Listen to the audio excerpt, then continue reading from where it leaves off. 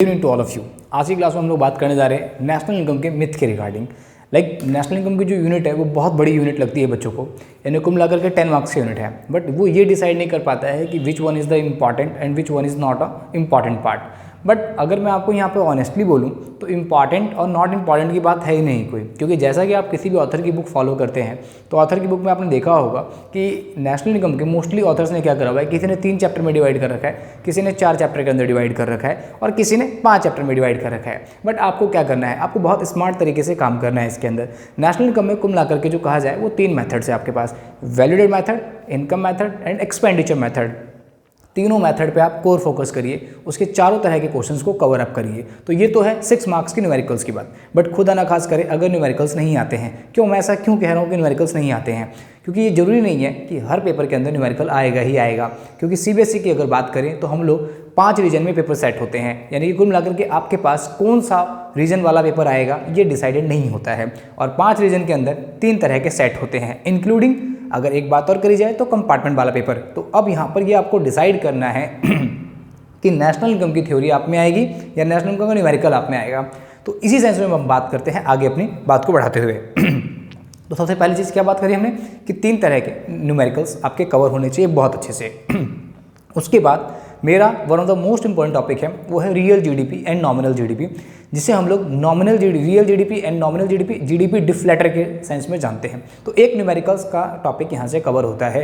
और इसी के साथ साथ जब हम बात करते हैं ग्रोथ एंड डेवलपमेंट की, तो ग्रोथ एंड डेवलपमेंट वाला हिस्सा भी जो है वो भी एक बहुत इंपॉर्टेंट है, क्योंकि जब भी हम बात करते हैं ग्रोथ एंड डेवलपमेंट की तो हमेशा ग्रोथ को या जीडीपी ग्रोथ को हमें एक इंडेक्स एज अ वेलफेयर नहीं एस्टिमेट करना चाहिए। तो उसके अंदर आपका एक्सटर्नलिटीज वाला पॉइंट आता है, डिस्ट्रीब्यूशन ऑफ इनकम आता है, अनइक्वल डिस्ट्रीब्यूशन जैसे हम लोग बेसिकली बोलते हैं।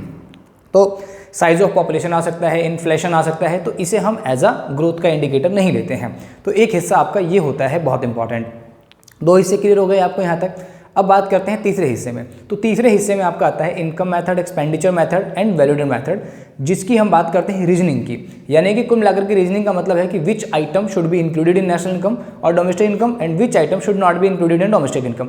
हमेशा न्यूमेरिकल के ऑप्शन में एक क्वेश्चन देखा गया है जो कि आप लोगों से पूछा जाता है। तो इसमें एक सबसे ईजी वे है याद रखने का, स्विफ्ट। यानी कि स्विफ्ट अगर आपको याद है तो इसका मतलब आपने बहुत हिस्सा कवर कर लिया है। यहाँ तक तो बात थी नेशनल इनकम के कॉन्सेप्ट को लेकर के। अब थोड़ा सा थ्योरिकल पार्ट में चलते हैं। तो सबसे इंपॉर्टेंट है आपका circular flow of income. Circular flow of income की अगर बात करते हैं तो इसमें real flow and money flow आपको बहुत अच्छे से आना चाहिए, एंड साथ ही साथ इसमें इंजेक्शन एंड लीकेज का कॉन्सेप्ट भी बहुत ज़्यादा इंपॉर्टेंट है।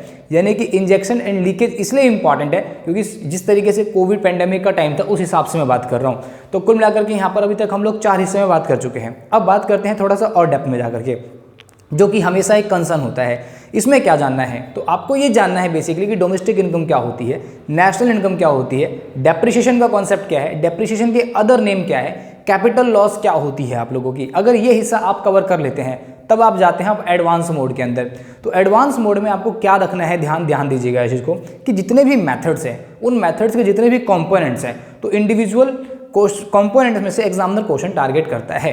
तो आपका जो ओवरऑल फ्रेमवर्क है वो क्या रहा, तो आप अगर स्टार्टिंग से चलकर देखेंगे अब सर्कुलर फ्लो ऑफ इनकम बहुत इंपॉर्टेंट हो जाता है आपका, रियल एंड मनी फ्लो।